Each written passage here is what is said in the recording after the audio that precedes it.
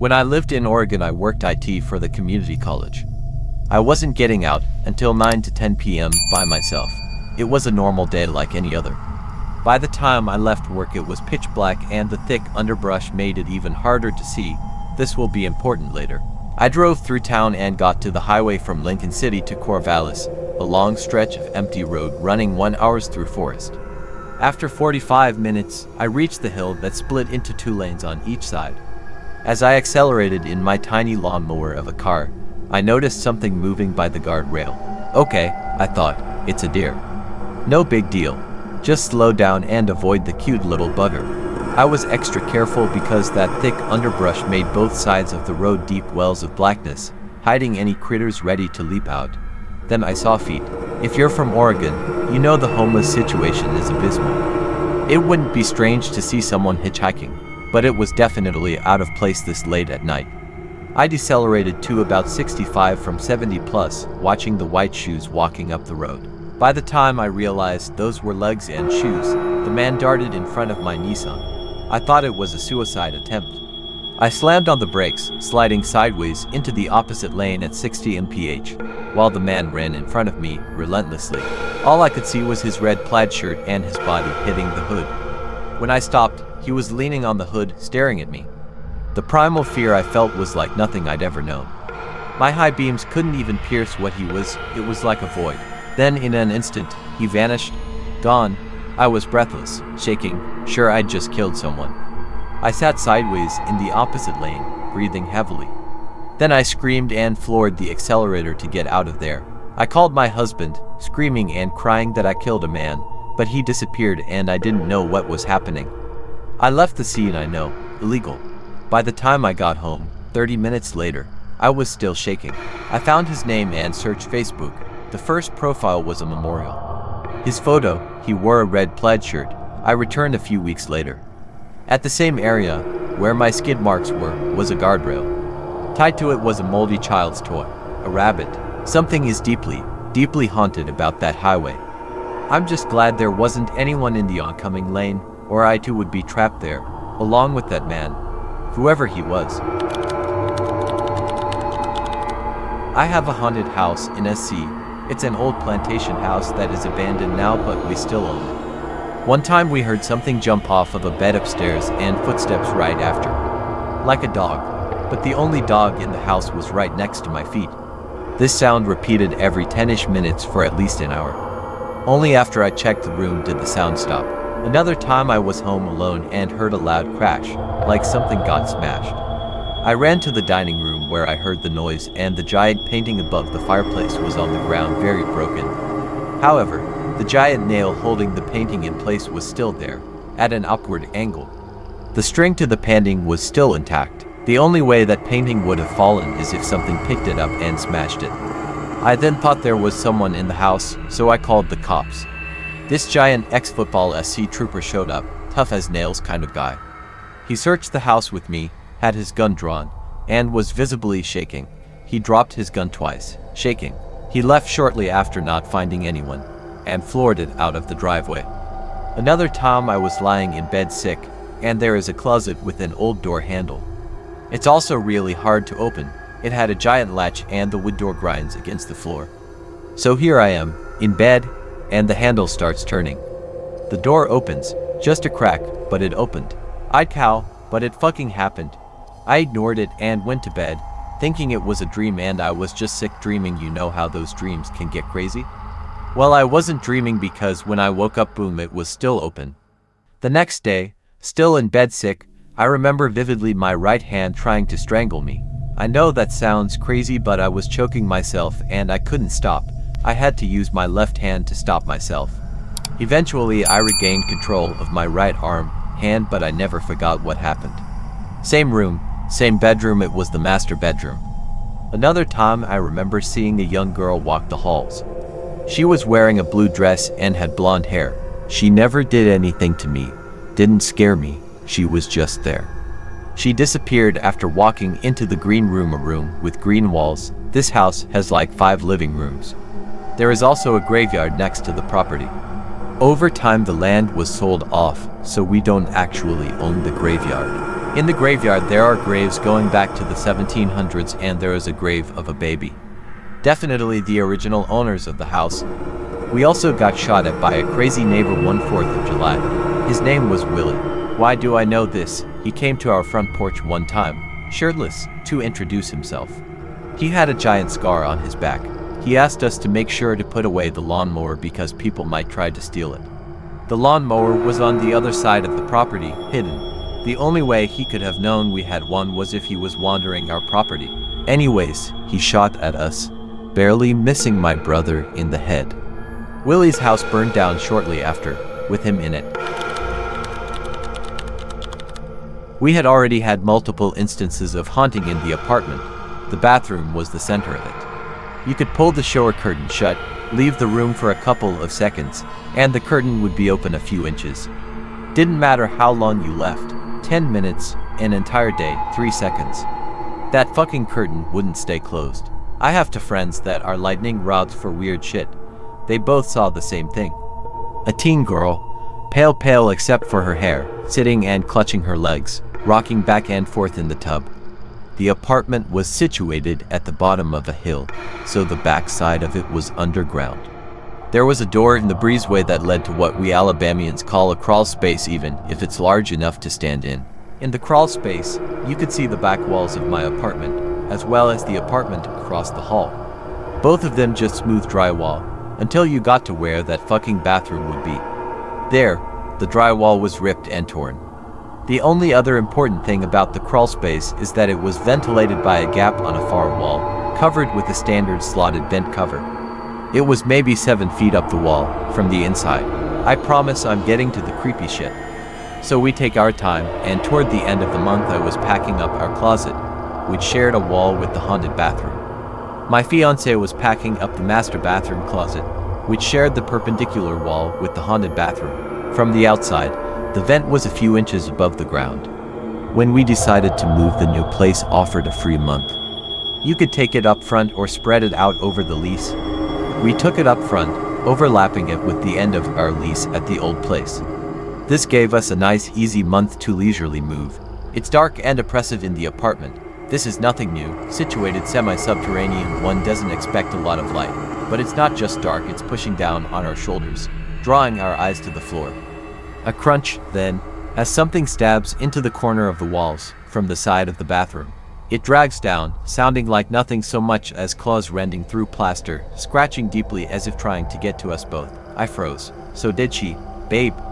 She asked, meaning was that me? Did I fall or scrape something? No.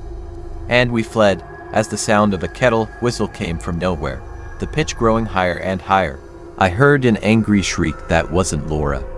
It was a week before I went back, with one of my lightning rod friends. We took the long way around, choosing to walk around the side of the building and down the hill instead of taking the stairs. There, on the grass, lay the vent cover, easily 8 feet away from the gap in the mortar, as if it had been blown out with great force. We walked into the apartment, and I swear there's more light in there than there's ever been. My shoulders were light. My friend looked at me, and nods. There's nothing here. I say she's gone. That's when I realized that she knew we were leaving, and she was fucking pissed that she couldn't torment us anymore. And she left, blowing out the grate on the vent as she did so. There's a part of me that wants to know if she's just a manifestation, the thing I saw when I was 5. It felt the same, in my gut, and that chills me, because it means this thing is following me, and I really don't want to see her again. This always feels ridiculous to write or say. My dog had a heart issue, and in his middle age, it got the better of him. One night he collapsed, so we took him to the emergency vet. We didn't live in the sticks or anything. But between our suburb and the next suburb over, there's a road that goes through so old farmland from decades ago that still hasn't been developed on. Anyway, the significance of that is that A, this road is poorly lit, and B, this road has no sidewalk. As we're driving up this road, Mom and Dad in the front and me in the back, with Vinny on Mom's lap, we see in the car lights what looks like an old lady walking on the side of the road, dressed in a very cartoonish old lady outfit, shawl, headscarf, pushing those trolleys old ladies have. And by the way, it was pissing down with rain. This isn't the kind of road where you'd usually see people walking, let alone at night and in the rain. It doesn't lead to anywhere except parkland, at least in the immediate sense. Eventually you'll reach suburbia, and there are no bus routes that use this road either. It's an arterial road, but effectively looks like a country road. While we didn't have to swerve to avoid her, we certainly didn't see her until she was quite close. Anyway, we didn't stop.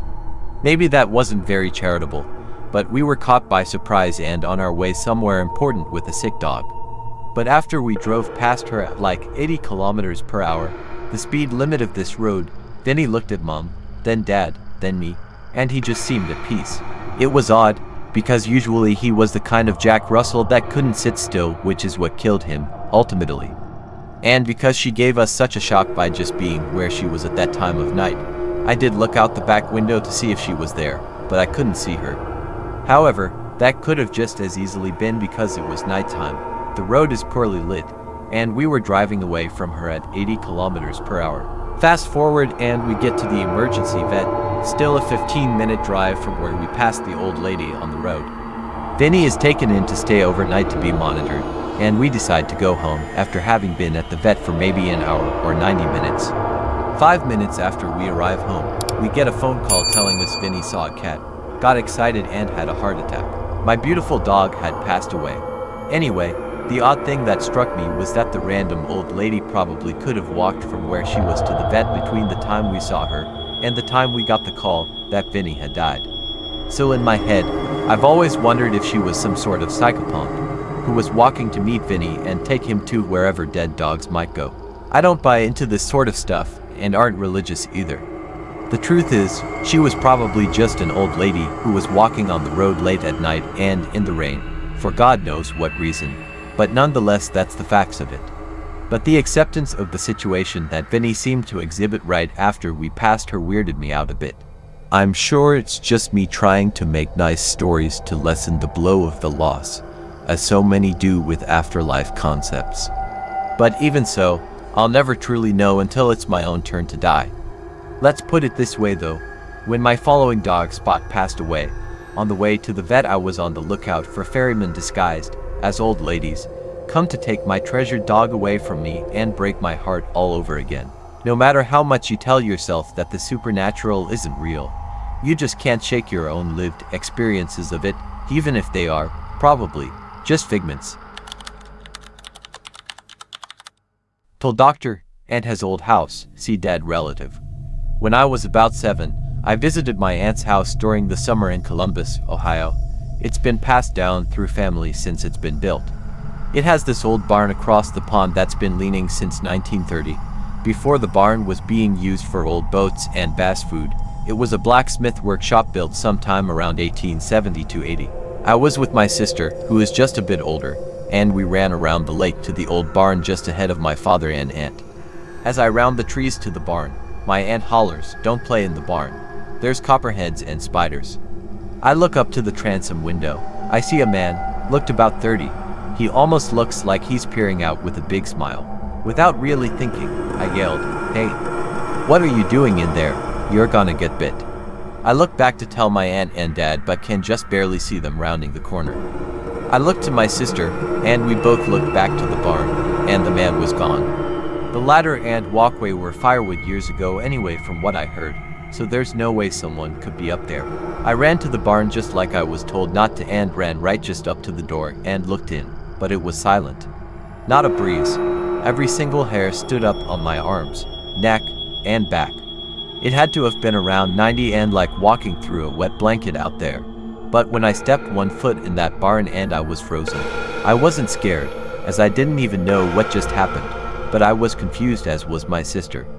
We turned back and asked my aunt who the man in the was, and she gave my dad a concerned look. That's what scared me.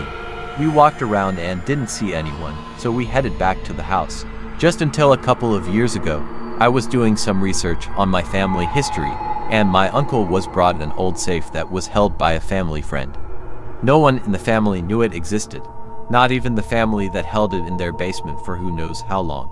They had gotten it open, and there were birth and death certificates along with photos and drawings. A blue handkerchief is what stood out to me, though, as if it was the same withered one I saw tied around of the neck of that man I saw in the barn. Even the smell of opening that safe reminded me of that day. I looked through the small stack of old black and white Kodak photos, one of them from May 1910 with the name Emmett on the back, and has the same exact man. Standing at the barn doors with an Appaloosa and thoroughbred. Wearing a light long sleeve, with a dark handkerchief around his neck. I looked through the small stack of old black and white Kodak photos, one of them from May 1910 with the name Emmett on the back, and has the same exact man. Standing at the barn doors with an Appaloosa and thoroughbred. Wearing a light long sleeve, with a dark handkerchief around his neck. After I told my cousin about the whole thing, I go to message my sister the picture of Emmett. She called back freaking out, saying she had forgotten all about that and always thought it was our imagination or lack of sleep, lol. The next day, I called my father, and we talked about the first trip we took out there as a family. I looked through the death certificates, and there were Emmett's, says nothing but May 1910 blacksmith shop. I tried not to ask my aunt much, but as much as she heard. There was an ox yoke or something that was being lifted to store in the rafters and came back down and hit him right in the head, 34 years old. Damn shame. And everything he remembered, if he remembered my sister and I yelling at someone in the barn. If anyone was in our family named Emmett, he remembered every bit of it. He didn't tell us for obvious reasons, but Emmett was my great-grandfather. He lived on that land with his parents till he died in that barn. Now and then, I'll go back there. I make sure I go and just give some warm energy by the old barn, sing some old songs. It's always felt more welcoming. Feels like I have a connection to him even when my elders don't. I haven't seen him since I was a child, but I feel stillness whenever I visit. When I was 13, I experienced the ghost of my grandmother. She died in her sleep while taking a nap on the living room couch. Afterwards, according to my father and grandfather, every now and then they could hear her make the trip from the bedroom to the kitchen and open the refrigerator door. A trip she made many times when she was alive. At first I thought my father and grandfather were making this up, having fun at my expense. A couple years after she passed away, my father and I went to spend the weekend with my grandfather. My father and I slept on the living room couch. It opened into a double bed, the same couch my grandmother died on. My grandfather left the house to go to a next-door neighbor's house to play poker. My father and I went to bed in the living room. My father went right to sleep. I laid awake, reading a magazine. After a while I heard the noise of the back bedroom door being pulled open. I heard the sound of shuffling feet. I heard the creak in the floor directly in front of the bathroom doorway. I heard more shuffling feet. Then I heard the fridge door being pulled open and I heard the sound of glass bottles in the fridge door clinking against each other. Back then they were still putting soft drinks in glass bottles. Feeling thirsty, I decide to get out of bed and go join my grandfather in the kitchen for a cold drink. I go into the kitchen only to find myself all alone. I was puzzled. I could have sworn I heard my grandfather walk from the bedroom into the kitchen and open the fridge. Then I remembered that my grandfather wasn't home. He was over the neighbor's house and he hadn't come back yet. Then I remembered my grandfather's and father's ghost stories. Then I got scared. I raced from the kitchen into the living room and leapt over my sleeping father into my side of the bed. Then I went to sleep. I don't know how long I slept before I woke up with a start, a feeling of paralyzing fear in my body. I was frozen. I was lying on my right side. It took a while for me to work up the courage to turn my head to the left. My head was covered by my blanket. There was a shadow being cast onto my blanket. The shadow was the outline of the head and shoulders of a woman with a beehive hairdo. My grandmother used to always have a beehive hairdo even years after it went out of style, up until she died. I heard heavy breathing coming from the shadow. I had to work up the courage to move one of my hands to remove the blanket off of my face. When I did, in an instant, the paralyzing fear I felt was gone. The shadow was gone. The sound of heavy breathing was gone. My father was still sleeping. I pulled the blanket back over my head and went back to sleep, only to wake up again on my right side. The paralyzing fear was back. Forcing myself to turn my head, the shadow was back. The heavy breathing was back. Again I had to summon up all my courage to move my hand to take my blanket off my face, only to find nothing there and the paralyzing fear gone. I went through this same routine the entire night. I lost count of how many times this happened through the night. Maybe a half dozen, maybe more, but it happened a lot. The next morning, I told my father what happened to me throughout the entire night while he slept. The sounds of the bedroom door opening, the shuffling feet, the fridge door opening. Nobody in the kitchen, being awakened with a paralyzing fear. The shadow, the heavy breathing, the repeat performances throughout the night. I kind of expected him to tell me that I was just seeing and hearing things.